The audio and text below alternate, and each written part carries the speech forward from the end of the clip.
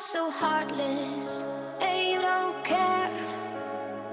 And I don't even know what I've been fighting for. You got me hoping, and you don't care. And I don't even know what I've been fighting for. Every time I fall in a deep. It's true. I've gained a bit of a reputation in my corner of booktube for being a bit of a heartless reader. I'm trying to change that, and I thought the best way to do it is to look to booktubers who actually know what they're doing and enjoy romances. So thanks in advance, friends who absolutely had no idea I was doing this. Hey everyone, welcome back to my channel. I'm Leandra the TBR0, and I struggle the most with finding romances that work for me. I've definitely given romances 5 stars, 4 stars in the past, but lately, in the last 12 months or so, I've also posted a few videos that have really put down quite a few hyped, well-loved romances in the community, and I want it to stop. I want to find the romances that work for me, and I thought the best way to do it is to challenge myself with this vlog concept. My one goal for this vlog is I'm trying to finish 3 books. That's it. Just trying to finish 3 romance books. I'm allowed to DNF whenever the feeling arises, but I want to be able to finish at least 3 to say that I'm getting closer to finding romances that I really enjoy, while also not forcing myself to finish a romance that just doesn't work for me. I've decided to combine this out of my comfort zone concept with something I really love to do, which is shouting out other booktubers, collaborating with them without them really having to do much work beyond existing and being wonderful. And so I am asking other booktubers without their knowledge to help me in choosing the romances that I'm going to read for this vlog. I have been scouring the best books videos of 2024, checking out booktubers who I know either read romances, whether it's predominantly or here and there, or those who are very much like saturated in the community and they know what they're talking about when it comes to the romance genre. I cannot emphasize this enough that they have no idea I'm doing this. So if a book completely crashes and burns and I hate it, it's not their fault. It's my fault for choosing that book because it intrigued me from the synopsis, maybe the cover grabbed me, maybe it was accessible on Libby or Hoopla, which is how I'm accessing all of these books. But I promise you that if a book doesn't work, that booktuber is probably gonna watch this video and think, Leandra, I never would have recommended that to you. And you know what? I'm the one to blame. And with that said, you really should be supporting these booktubers that I highlight, because I promise you, every single person that I end up showcasing, no matter how many I have to get through to try to accomplish this challenge, they are wonderful and they definitely have books that will work for you because their recommendations are top tier no matter what it is. So without further ado, let's introduce my first book. This first recommendation is going to be Best Hex Ever by Nadia El-Fassi, and the recommendation is unintentionally coming from Izzy, Happy for Now.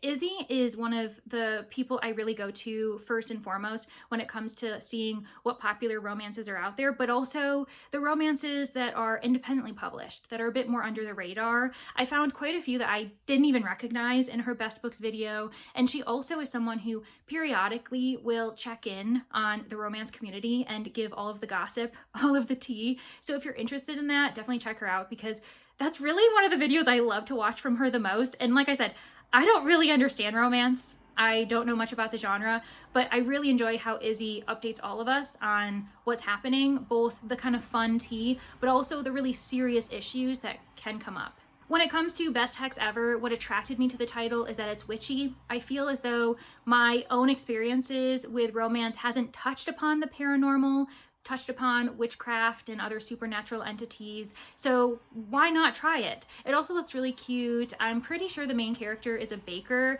or at least owns a cafe, which of course provides me with the cozy vibes I'm kind of looking for. I'm imagining it'll be like a warm hug, and just the way that Izzy described the title really makes me want to pick it up. Well, there's nothing else for me to do beyond try this book, so I'm gonna go start it, and I'll update you all as soon as I have an update to provide, or as soon as I decide to DNF it. I hope that's not the case. The time has come. I have reached 35% in Best Hex Ever, and the question is, am I gonna DNF this book? I'm not. I'm having a great time. I'm actually loving our 2 romantic leads. I am having an amazing time with the background, the setup for their romance, and I can't wait to get into it. The only thing that is a little bit bittersweet is I wish that I had done this update maybe 1 chapter sooner, because an event, a certain kind of convenient plot device has been thrown into the mix, and it's reminding me of a title that shall not be named but will certainly be shown on screen that I hate with every fiber of my being. Like, I hate this book so much. It's so infuriating and has so many toxic qualities to it that I don't understand why the general romantic public loves it, but I digress, and I will get into the scene that I'm talking about.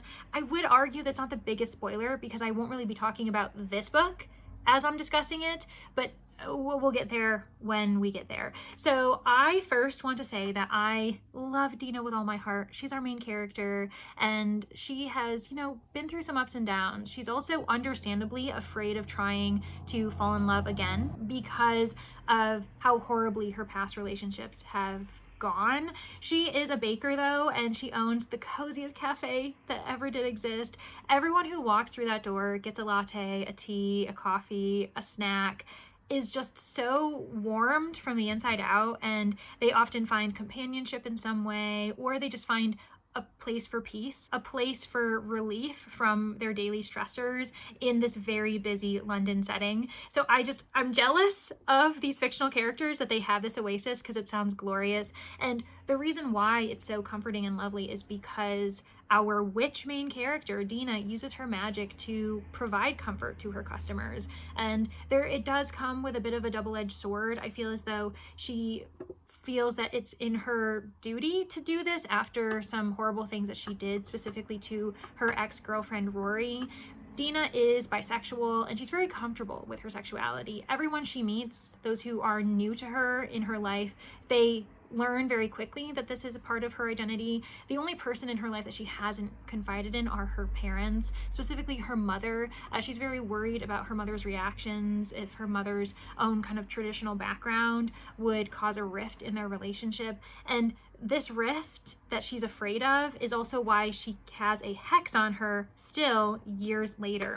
So Dina had this girlfriend, Rory. She loved her so much, and Rory ends up breaking up with her. That's the last thing that Dina wants, and so she uses her magic to force Rory to stay with her, to basically have this infatuation, this need to be near her. And this leads Rory to take some risks. She drives dangerously and ends up in the hospital.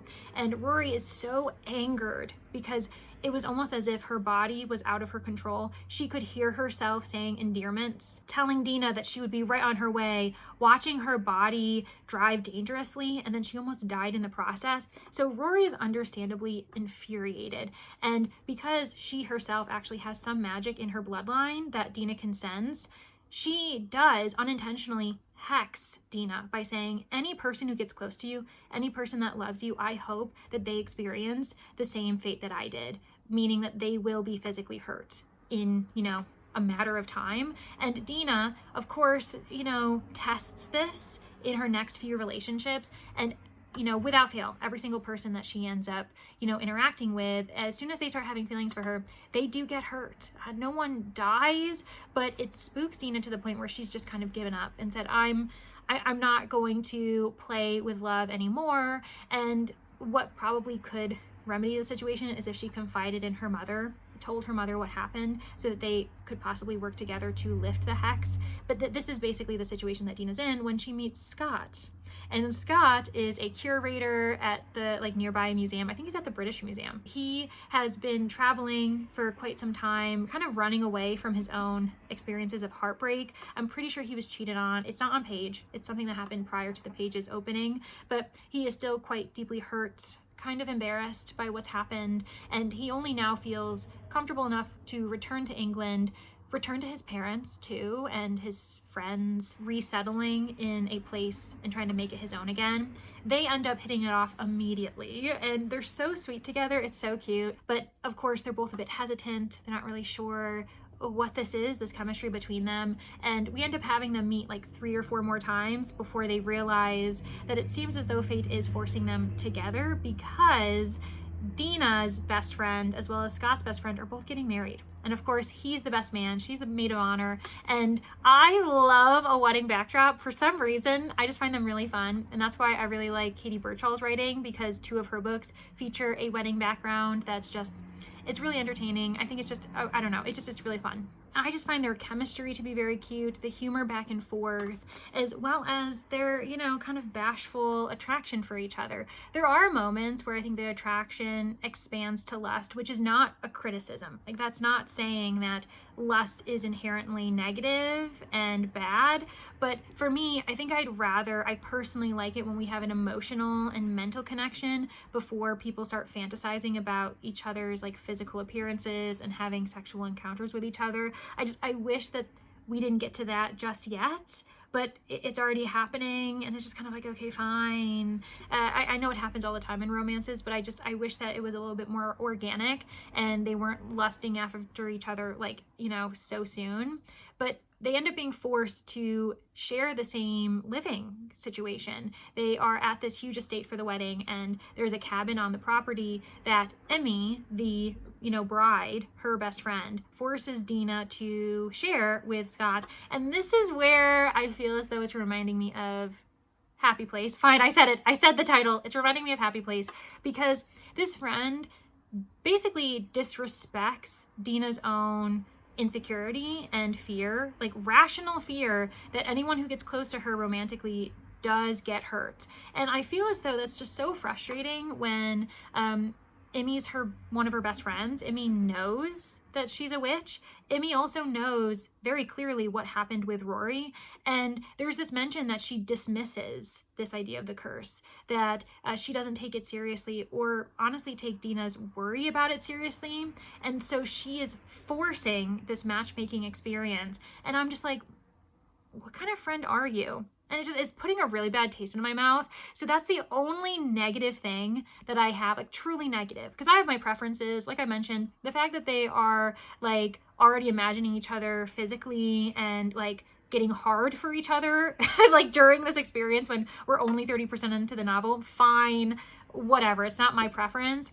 But this one thing between these two friends, I think that's the thing I'm most sensitive about, is that when we have friends who are dismissing each other and actually forcing each other into potentially harmful situations, it's really I'm so mad that happened. But beyond that, I am really liking the book, and so far I do not see myself DNFing it, which is very exciting. So Izzy, thank you so much for, you know, singing this book's praises, getting it on my TBR, and I'm really, really hoping that it ends up being a book that I love and I can recommend to others. For now, I'm feeling it's like 4-star range, because the only criticism I have is for that one like slip in friendship. But yeah, okay, I'm gonna get back to reading. I am officially halfway through Best Hex Ever, and I'm DNFing it. Oh gosh. You know what? I knew this was gonna be a rough vlog, but this is, I'm already getting nervous and I'm only one book in.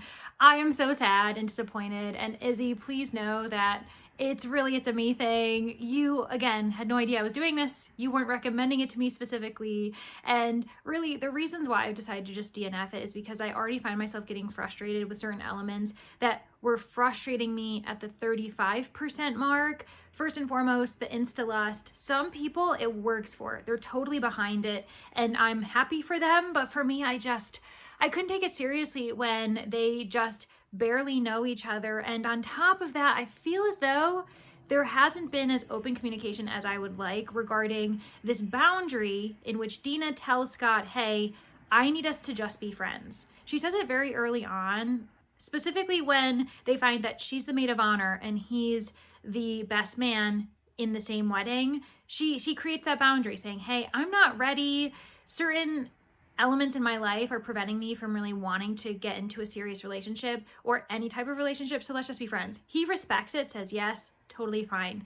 Then they both proceed to kind of ignore that was ever mentioned, you know, providing sexual innuendos, you know, getting close to each other, making eyes, having literally the hots. Their bodies are physically reacting to each other every single chapter, and they're just breaking that boundary that Dina set. Hey, Dina, if you've changed your mind, you've changed your mind. You can literally change your mind a few hours later, 24 hours later. Just tell him, and then anything you guys do moving forward, it makes sense, but it feels really odd when you say and set this boundary and then you keep violating it And then he keeps, you know, obviously reciprocating. And then finally, they're just like, well, this isn't working. So we're just going to allow ourselves to kind of have a weekend fling, see what happens. We obviously can predict that it's not going to go well and they're going to become more serious than they expect.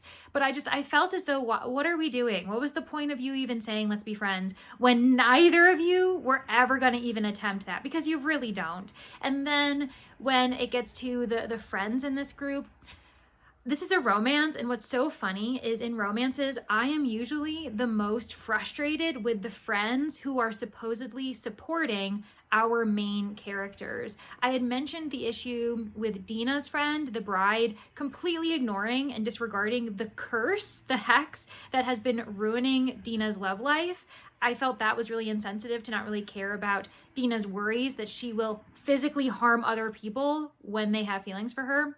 It's a weird take, Emmy. It's a weird take. And then we had another instance by the groom. They have this kind of fun event where there's a bunch of challenges, and one of them is involving a maze. Basically, you break off into two teams, you know, team groom, team bride. They try to make it to the center and back out of the maze before the other team does. And then that's all that happens. But we end up learning that Scott is, you know, really terrified of small spaces. He has a phobia, claustrophobia, and Dina knows this. And she's only met him, what, a few days earlier? So obviously his best friend, the groom, would know it.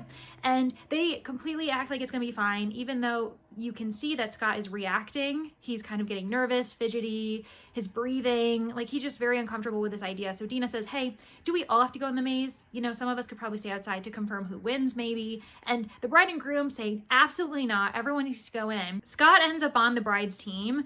And when they come out, Dina says, hey, where is Scott? Because he's not with the party. And Emmy was looking around being like, he was just behind us, where is he? He's terrified, alone, crying in the maze. And Dina's the one who goes in after him. It's not his friends. It's not the bride who completely left him behind. It's Dina. And I just am like, what are we doing? And when Scott comes out of the maze, rescued by Dina, his best friend just comes up saying, sorry, man, didn't realize it was going to be that big of a deal. And they just move on as if nothing happened. And I'm like, Scott and Dina, first and foremost, you guys need new friends. And that's when I was just thinking, I can't do it. So unfortunately, I am DNFing best hex ever, and that means we are going to attempt another romance. And I feel as though I need to give Izzy another shot of redemption. Again, it's me, Izzy, it's not you. And I'm going to do that by also highlighting another booktuber whose romances definitely intrigue me. And she and I have actually aligned. On her best books of 2024, she listed Full Speed to a Crash Landing, a sci-fi romance novella that I also really enjoyed. In fact, I've already read the second book in the series in January, so I feel as though we can align. There is proof. The question is can I find another book that she's loved that I will love myself? And you know, there were some parallels of lists, both Izzy and Heather. Did I mention, I'm talking about Heather from Here Booktubes. By the way, Izzy and Heather are two people that I met in 2024, and they know their romance. I'm telling you, if you're a romance reader, you should know who they are. So I'm really trying to, you know, navigate this genre through the two of them as well as others later in this vlog. And the book that they agreed on, one specific book that they agreed on, is Follow Me to the Yew Tree. This is by Desiree Nicoli. It is a novella. It's only about 89 pages, and I have access to the ebook through Hoopla. It seems as though it's a historical fantasy. We've got a character known as Death. Obviously, there's some Irish folklore going on too. I believe it's set in Ireland. They're mentioning the Napoleonic Wars. So I feel as though this could work in my favor because it's a genre blend, and I have enjoyed fantasy romance before, specifically historical fantasy with a romantic subplot. So I guess it's not really fanro. But you know, we'll see how it goes. That's the one I'm going to try. I literally know nothing else beyond what I've told you, and we're going to cross our fingers. Come on, we can do this. If I have 2 DNFs in a row, this is going to start looking like a really rough vlog.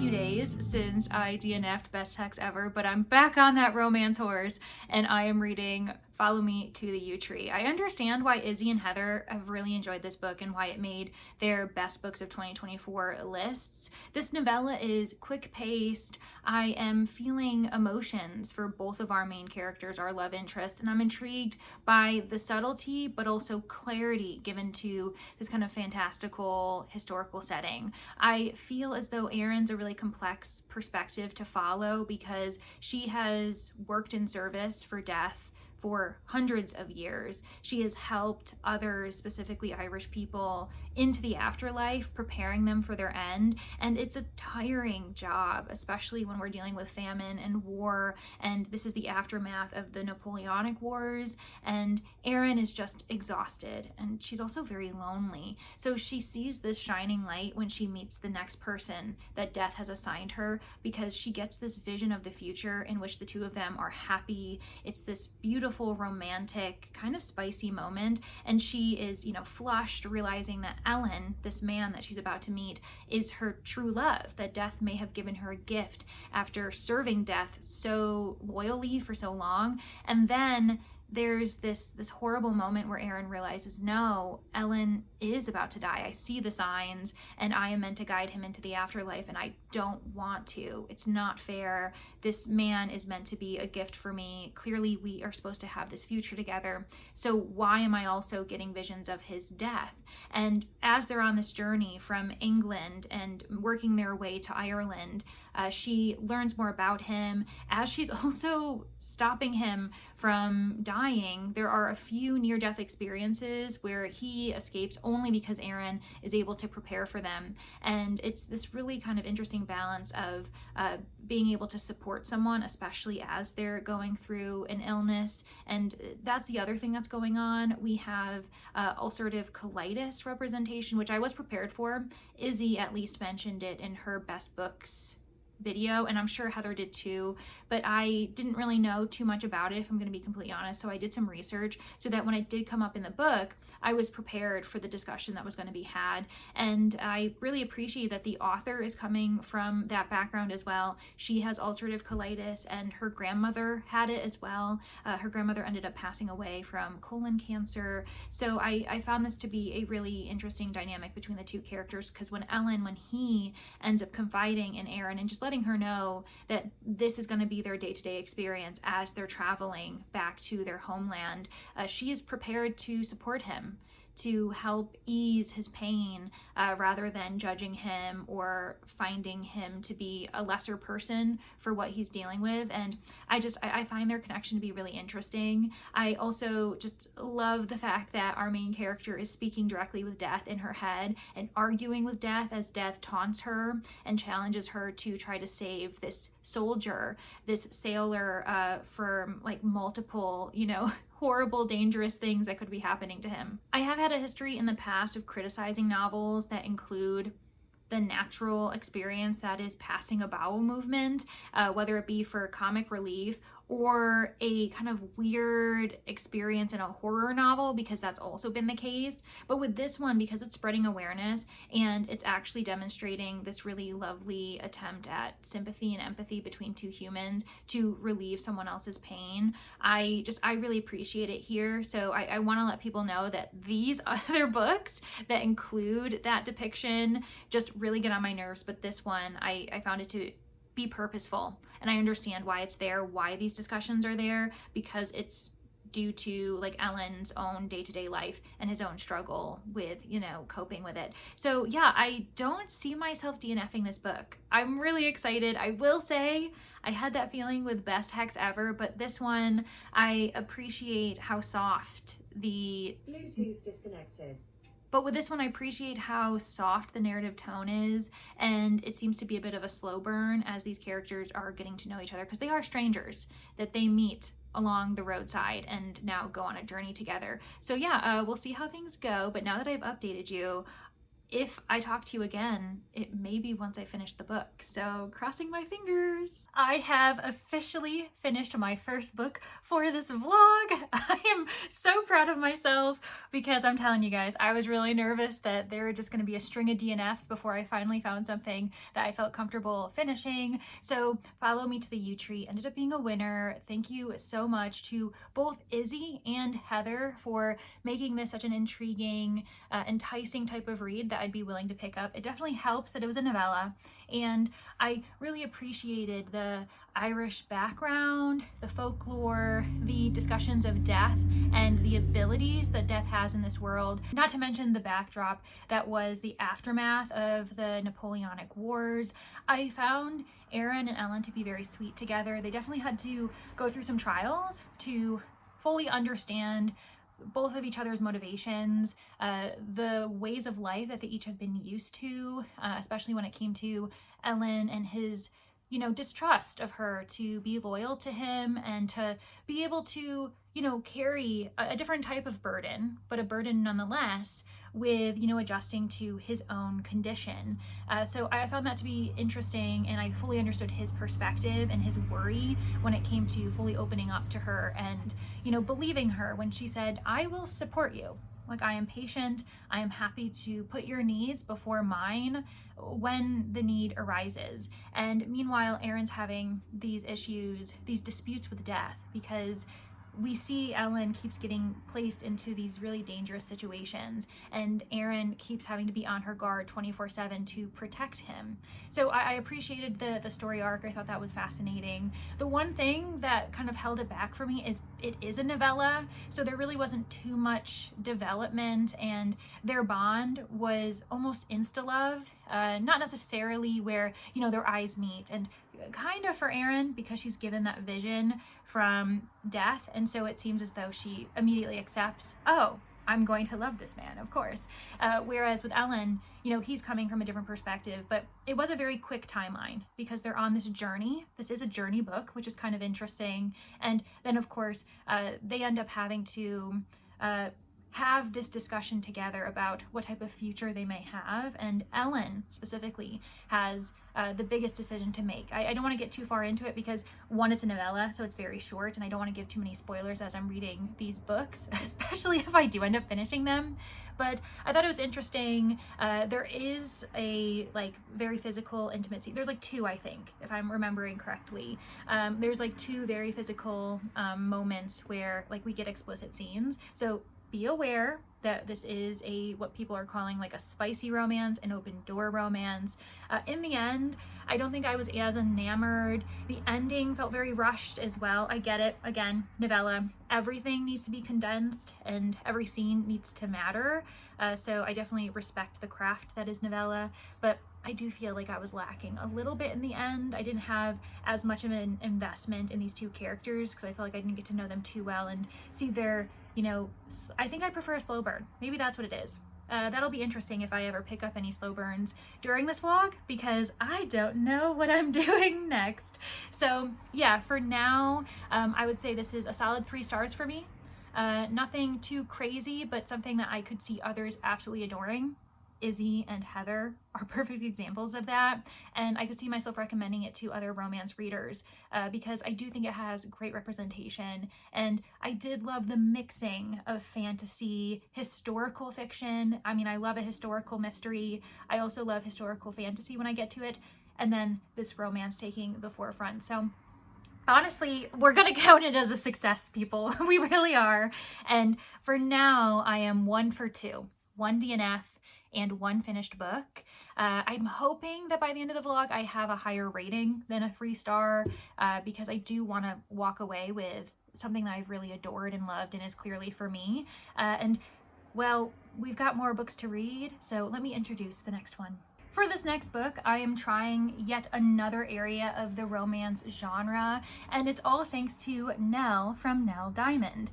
But first and foremost, I need to address that she has changed her channel name recently. It is now Nell's Next Chapter. So if you want to check her out, I highly recommend it because she's clearly revamping her entire brand. She's coming up with different ideas, trying new things, and I'm really looking forward to seeing what Nell does next, as you know, she investigates a different type of content that she would be interested in showing to the world. So thank you, Nell, for this next book option. This was obviously one of her best books in 2024, and she actually had Katie from I Would Rather Be Reading to thank for even having this title in her possession, because it is by Olivia Blake, and it's the title Alone with You in the Ether. This literary romance is definitely me going outside of my comfort zone. I can vibe with literary works. I would argue I've never actually read a literary romance, so we'll see how things go. But I know that Katie absolutely did not like this book. Meanwhile, Nell completely adored it. It was obviously one of her best books of last year. So I'm kind of going in blind. I don't really know what this book is about, but if my memory serves me, I think Nell appreciated the discussions of mental health in this book, and kind of the relationship that the two characters have as they like go through the motions and try to figure out that balance in their lives. So yeah, I'm gonna cross my fingers. Hopefully it ends up being another win, and by win I mean I'm, you know, compelled to finish the book. But if not, that's okay. I'll find more romances to try, and I'll let you guys know as soon as I have an update. So yeah, let's try Alone with You in the Ether. You may have noticed that I am wearing the same outfit. The sun has only slightly changed, and I'm here again. So the question is, did I read this book so quickly that I am ready to provide a, you know, 1/3 of the way update, or has disaster struck? Well, I'm DNFing this book. Oh my gosh, I'm so sorry now.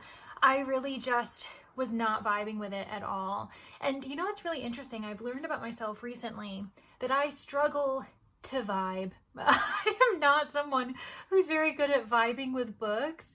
And it's really interesting, especially because I was talking about this with Brittany and Rainey and Kelsey, and we were discussing, you know, sometimes it's a genre thing with some of us. Romance is a lot of the vibe. Romantasy is a lot of the vibe too. And it just kind of depends. A lot of people vibe with thrillers too. Whereas I very rarely can just follow the vibe of the book. I'm just far too critical of a person. I'm an analytical person at heart. And that's not to say there's anything inherently wrong with Alone with You in the Ether. It's just, it's very classically literary. And this is the biggest issue I've had with any books that are placed in the literary fiction category. So I'm only 6% into the audiobook for this one, and it already was not working for me. It's written in a very interesting way. I enjoyed the narrative formatting, where it feels as though you're reading a script. There are moments where we, you know, pause to understand the scene setup, the backdrop of the scene. We also get breaks where the narrator jumps in and provides perspective.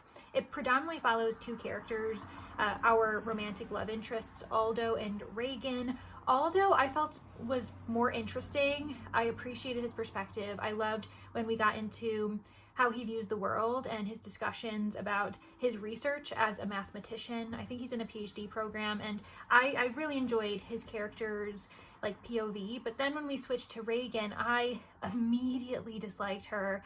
I had a really hard time even really caring about her situation, especially because of how nonchalant she is. And this is where we get to the point in literary fiction where I swear, more often than not, this plot device is in it and I don't understand the appeal. It's very knowledgeable and condoned cheating, infidelity.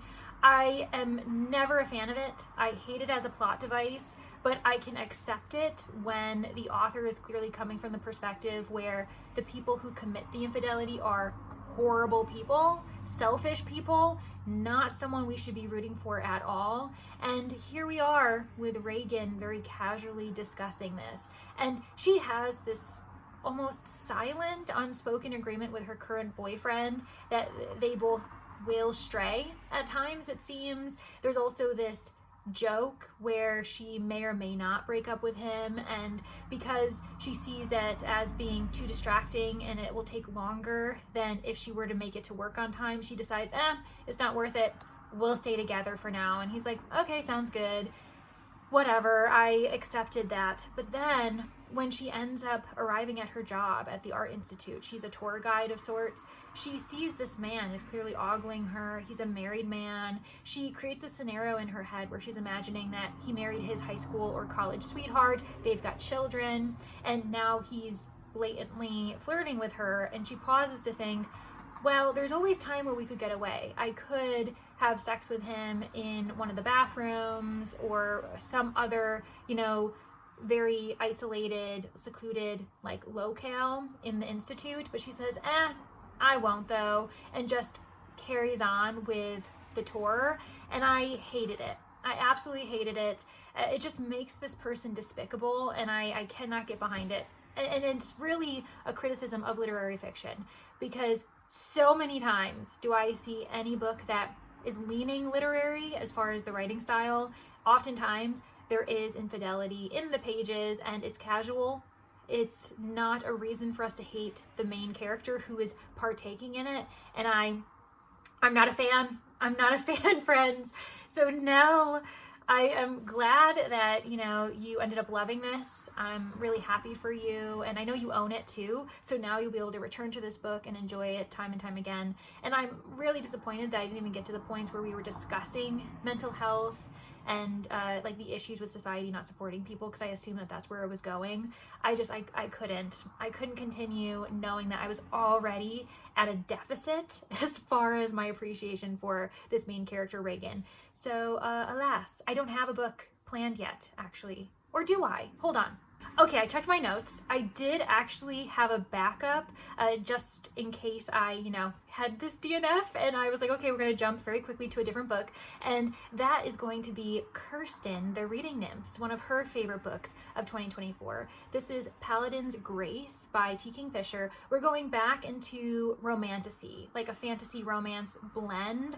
I feel as though, because that really worked for me in Follow Me to the Yew Tree, it didn't work fully because it was only a 3-star, but I think we're getting in the right direction, and so I'm gonna give this a shot. I've never tried anything by T. Kingfisher before. I've been meaning to. There have been a handful of other titles that have been recommended to me as a good starting place, but it appears that Paladin's Grace is gonna be the one. We'll see what happens, and hopefully I don't come back to you literally in the same position, in the same outfit, saying there's yet another DNF on the roster. So yeah, I'll let you guys know when I have an update for that book.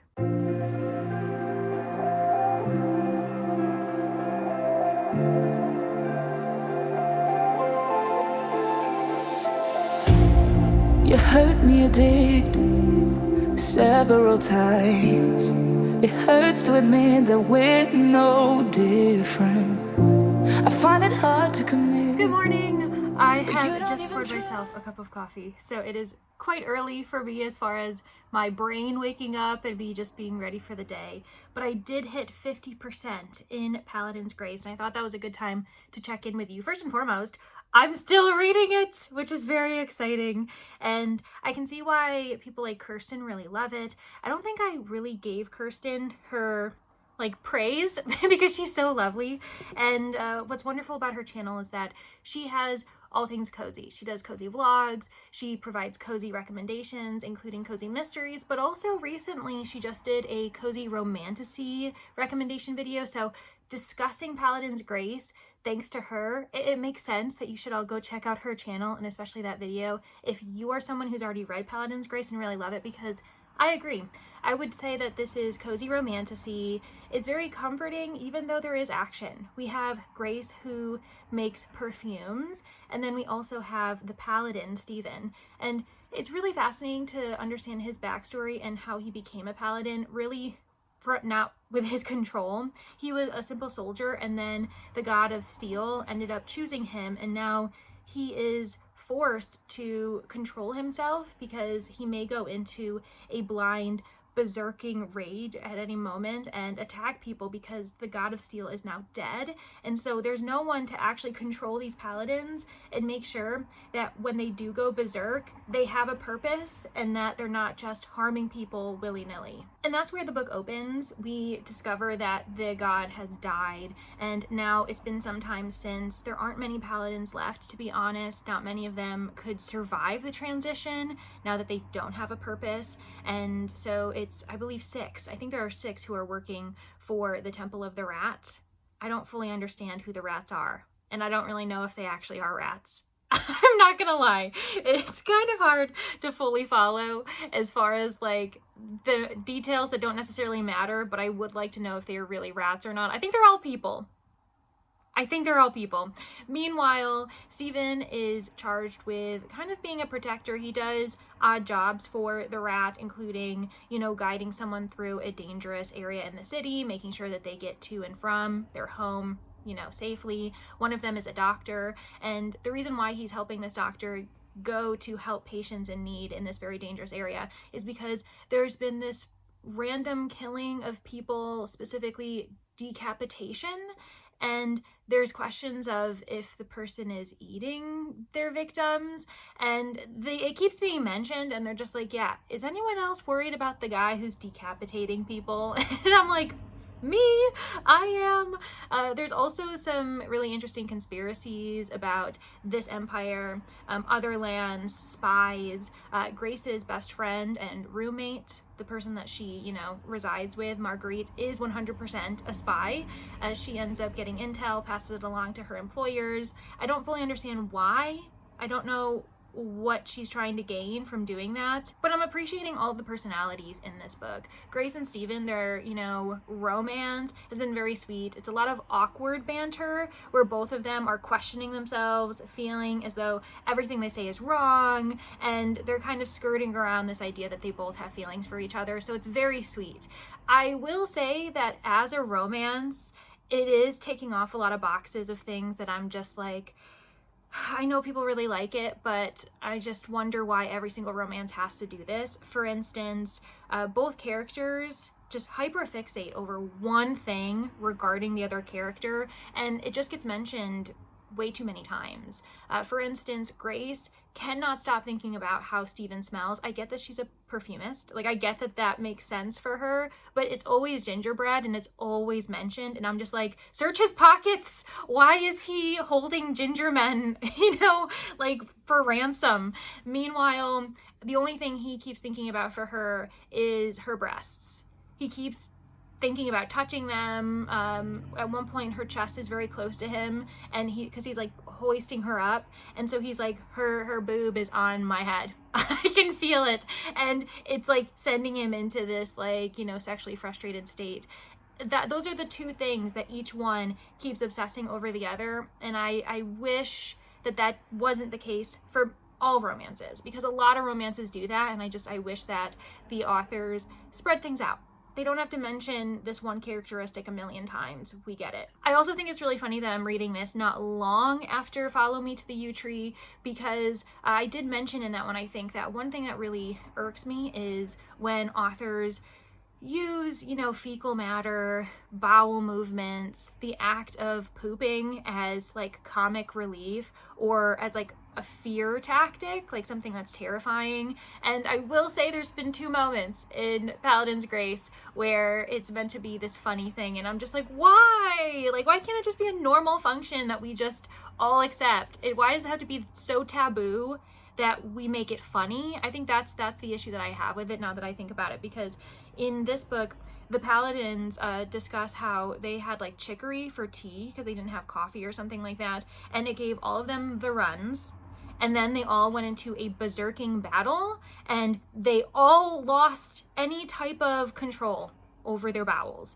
And so they were fighting in this state, and they were like, all of our clothes were ruined. No wonder our ancestors used to battle naked. And I was like, why is this here? Like, what is, I guess there's a purpose, because we get that how blind they are, that they literally don't even become, like, they're not even human anymore.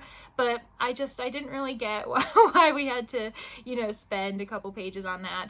Anyways, long story short, I'm still enjoying it. I'm still fascinated by the world, by the conflict, as they try to figure out who's lying to them, and is it all connected to the person decapitating these people? I don't know. And Paladin and Grace have finally, so about halfway through, I don't know, is this a slow burn?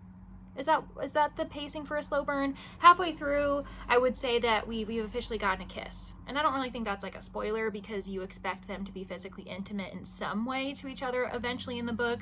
So I don't know what's going to happen, how far it's going to go in the second half. But I see myself finishing it so far. So that's a good sign. On that note, I'm going to continue drinking my coffee. I'm going to continue waking up, and I'm just going to keep reading Paladin's Grace. So yeah, I'll keep you guys updated if I either decide to DNF or if I actually finish the book. So yeah, it's time for my final update when it comes to Paladin's Grace. And I finished it! I am so happy. Honestly, this is going far better than I expected as far as, you know, right now having a 50-50 finish rate. For some of you, you're probably like, oh God, like that's not something to be proud of. But for me, I'm really happy about it. And with this series, I did appreciate the mixture of fantasy and romance. I feel as though because of the 2 books I have finished, both of them having a bit of a genre blend going on. Paladin's Grace is far more of a cozy romantasy, while Follow Me to the Yew Tree was fantasy. Obviously, we're dealing with death. We're dealing with banshees and this type of folklore happening in Ireland. It's also historical, and I typically like historical settings. It makes sense that the blending of the elements I already really enjoy helped me push through and finish these books. Now, the question is, how much did I enjoy Paladin's Grace? It was okay. I really enjoyed it, actually, as far as in comparison to all the other books I've picked up so far in the vlog. I probably am going to sit at a 3.5. And for me, that's really great. I can't remember the last time I gave a book higher than 3 stars that was in the romance genre, so I feel as though I'm working in the right direction. I appreciated all the other things going on for these characters. There was the question of who is decapitating people in the city. There was also a poisoning mystery that was happening, and we had a court case. Meanwhile, Grace was, Paladin's Grace. I just realized that that's where the title comes from. Anywho, so Grace ends up having to prove to herself that she can defend herself, that she can stand up to bullies and those who were horrible to her, especially her husband. He ended up being a really terrible person who took advantage of her, who gaslit her, and it's really nice to see her growth throughout the book. But I just didn't find myself super enamored. I did find the descriptions, the way that T. Kingfisher describes their adoration for each other just was really repetitive. I kept seeing the same descriptions over and over again, and some of the humor didn't hit for me, even though I loved the awkward banter. I don't know if I would continue the series, to be completely honest, even though I did find it enjoyable enough, and I'm sure that with every new coupling throughout the series, I would probably find a couple that I'm really enjoying, but for now, I'm not really sure. On that note, it's time to switch gears onto another book, and this one I am the most afraid of. I actually feel really silly for even putting it as a potential book to read, but I really wanted to highlight this booktuber just because she has read quite a bit of romance this past year, and she's known for reading a lot of romance, even if it's not her primary genre, and she's also a really good friend of mine, so I would love to be able to highlight her whenever I can. That is Brittany Loves Reading. The reason why I'm reading the book I'm reading is there's kind of a story to it. So basically, let me actually like try to organize my thoughts. The book that I'm going to be reading from Brittany is Daydream by Hannah Grace. I know. So many people, if you weren't seeing sprints this past Tuesday when I started the book, you probably would be like, what are you doing? Why would you choose this? This is a train wreck. You're literally setting yourself up to fail. And that's because obviously when it comes to that series, the first 2 books, Icebreaker and Wildfire, there was Icebreaker Gate in our corner of the internet last year. I know that Brittany and Neva ended up adoring this book. Meanwhile, within the booktube besties, Rainey and Kelsey hated it. 1 star, and both factions, we'll call them, are trying to gain people on their side. And Kelsey and Rainey were known for really championing the idea of me reading Icebreaker because they knew I would hate it. Like everybody knew that I would likely be on their side, and they wanted to watch me tear it apart because, like I said at the beginning of this video, I'm known for doing that. So I promise that this series wasn't the plan. I wasn't planning to read, I don't even know, is it called Icebreaker series? Whatever, I wasn't planning to read it for this vlog. Instead, I was actually gonna read Love Light Farms because I know that Brittany has really enjoyed those. I think maybe one of the middle books she wasn't a big fan of, but it's kind of a Christmassy romance, at least the first book is, and so I don't know, it's February. I could probably read it, but it just felt a little off. And the other huge series that Brittany loved this past year was the one by Hannah Grace. So I did check in with Brittany. Brittany knows that I'm reading this book because I did want her to be prepared for it. And she said, if you're gonna do this, can you actually read Daydream? I think that that one has the highest chance of you actually enjoying it. And so I have. You can check out those sprints in the replay. I didn't really give too much away, and I'm only about 25% into that book, but I am unfortunately gonna have to close the vlog here. I know that's really unfortunate because I don't feel as though I'm far enough into this book to really give my thoughts fully, and that also means that we're gonna have to do a part 2.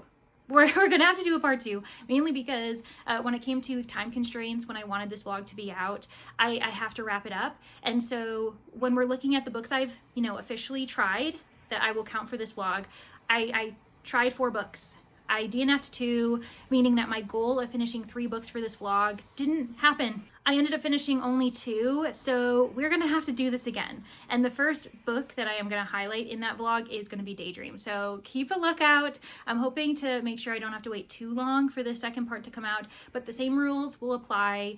Maybe I'll switch up how I choose the books. If you want to let me know, maybe give me recommendations. What's a romance based off of my own experiences so far in this vlog? What's a romance that you think I would actually really enjoy? Is there a theme that I should add to the next one? Because this one was obviously, Booktubers' best romances of 2024. What should I do?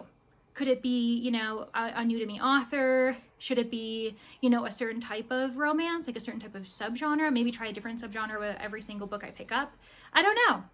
Let me know in the comments, and feel free, if you're not feeling chatty, to leave me a romantic emoji. So all of the hearts, maybe a dove, I don't know, a romantic letter. There are probably quite a few. Anything pink or red probably works. And of course, if you enjoyed this video and you want to see me expanding my reading experiences more, getting to know the romance genre even more, then be sure to subscribe and give this video a like so I know that this is something that would be entertaining for you all, because I'm having a blast, but I feel as though I need your input as well. Also, thank you so much to my Manor guests. I really do appreciate you all, whether you are sleuths, witnesses, corpses, or suspects. I can't wait for our, honestly, Valentine's Day watch party. I know that I don't like romance books very often. That's what this whole video has been about, but I do really enjoy a romance film. And actually what we're all gonna do is watch one of my favorite films of all time, which is My Man Godfrey. Highly recommend if you haven't seen that. It's so cozy, it's so lovely, and I've watched it way too many times. Okay, enough of this outro. Thank you all for being here. I do appreciate you, and I really hope to see you in the next one. Okay, bye everybody.